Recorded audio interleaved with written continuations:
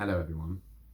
So I want to tell you a story about this would be going back about 10 years when I did my first Reiki training.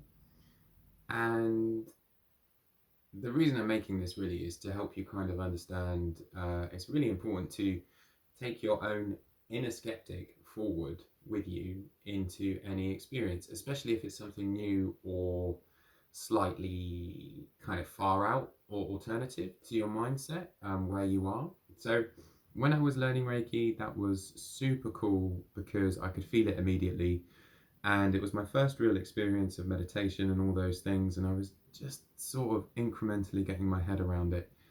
Unfortunately, or fortunately as it were, I was in a room full of people that were really into the spirit guide thing, and that was something which I'd never encountered before.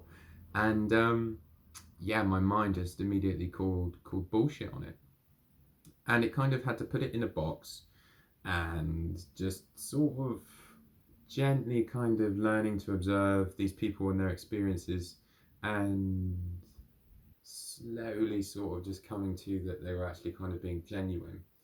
However, why I highlight this in this tale to you is because if I had absorbed that information or just gone, oh yeah, spirit guides, oh yeah, that sounds fantastic, and just got lost in it all, I would have moved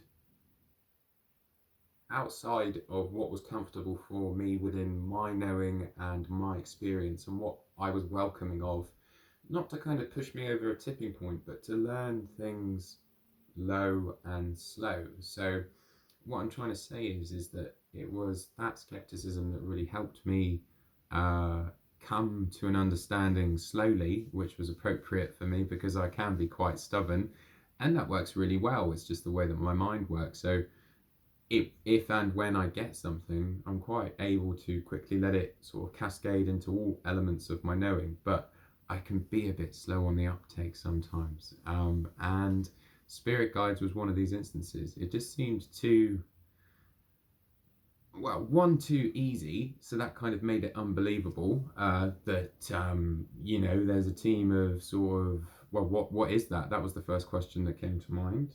So that unsettled me, and because everybody was saying these things about like archangels or spirit guides or spirit animals, and everybody has an idea of what is right for you. I just put my guard up, and I went to Christian primary and secondary school, Catholic all boys secondary school. So that kind of rhetoric of this is the material world and this is what we believe, even through how much I was into science and things like that, they just seemed opposed. So my mind couldn't quite handle it. And I'm not really one to take anything on face value, or if somebody tells me it's true, that doesn't usually just work for me. It's not until I have a direct, relatable experience of something that I can really just throw my whole being into it, really. And as I progressed through the next 5 or 6, 7 years, even with my Reiki and my daily practices and stuff, even though I wasn't working or giving treatments at that point, and this was long before I met Rebecca, um, that was that was working really well, and that was nurturing me, and I could see how it was helping me in my daily experience by being connected to that energy. And I guess as a young man, and still somewhat growing up or learning to grow up, uh, there was a level of me that just wanted to keep it about me. I was kind of rediscovering myself, peeling away the layers of like adolescence and schooling and all those different things and biases that it had put in my head. So, as you can imagine, Spirit Guides was just one step too far at that time.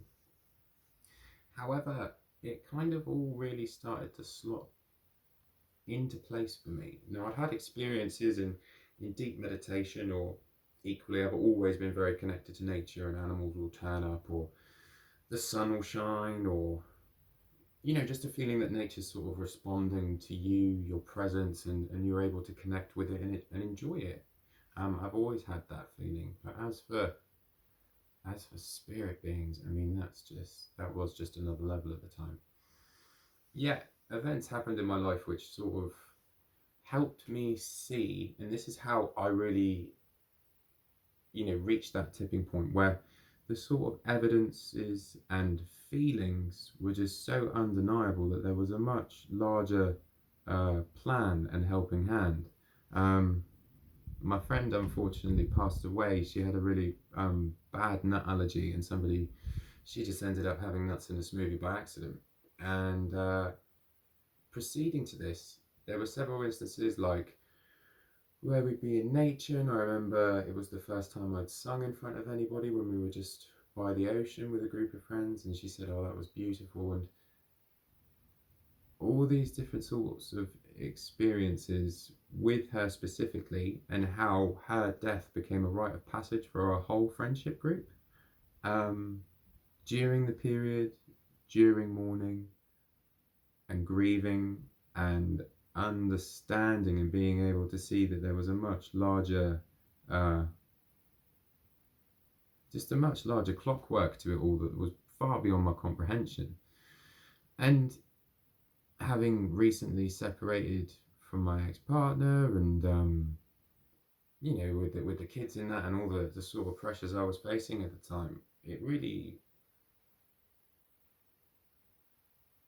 ground me down to a point of surrender where I couldn't really do anything but just hand it over. It was like a feeling of, it's not like desperation, but almost like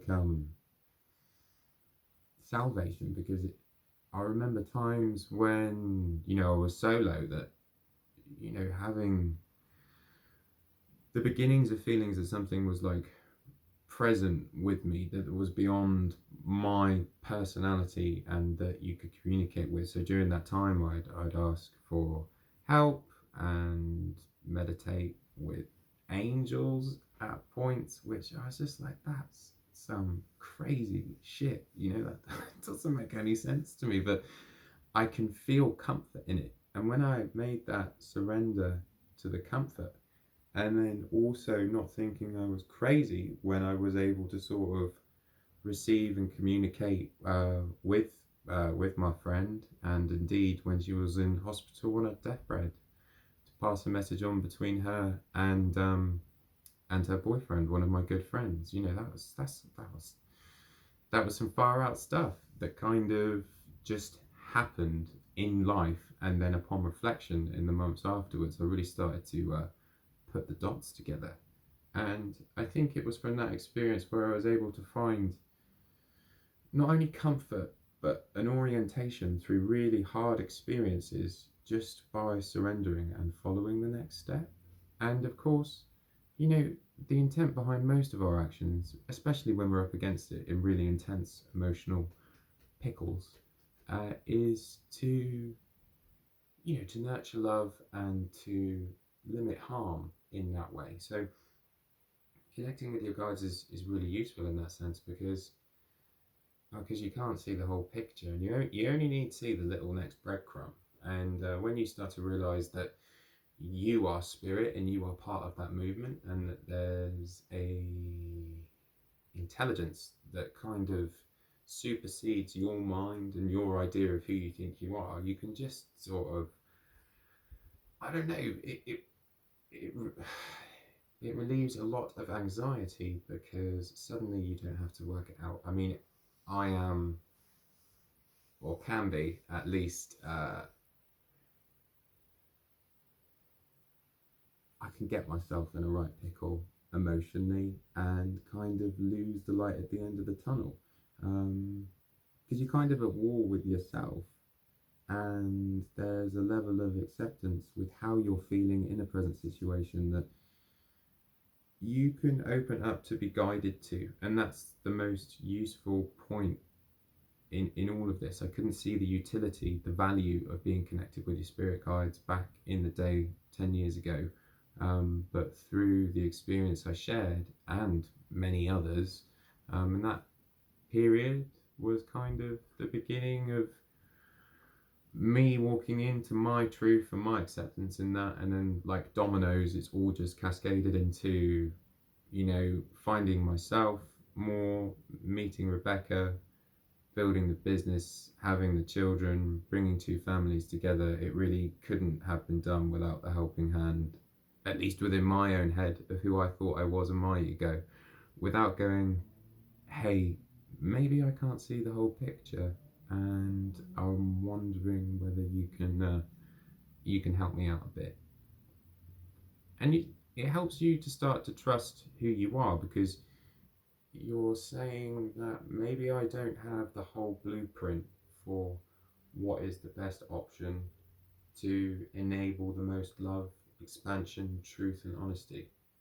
So I'm going to align my mind, my identity, and my senses, most importantly, with a wave of energy that feels as if it's calling me, it's energizing me, and it's relieving me in equal measure. So I feel at pace with myself, I feel part of creation. I can be as deep as I possibly want, swimming in those like real spiritual waters, or I can just be an idiot and keep it nice and airy and light and funny and all the things in between. Because when you know you're supported, uh, the weight of the world just doesn't feel like so much of a strain. And that's it. Love you all. And yeah, it's all about love anyway, but everybody knows that. And so do your spirit guide. So wrap it up together and you're popping. Take care, guys. Bye.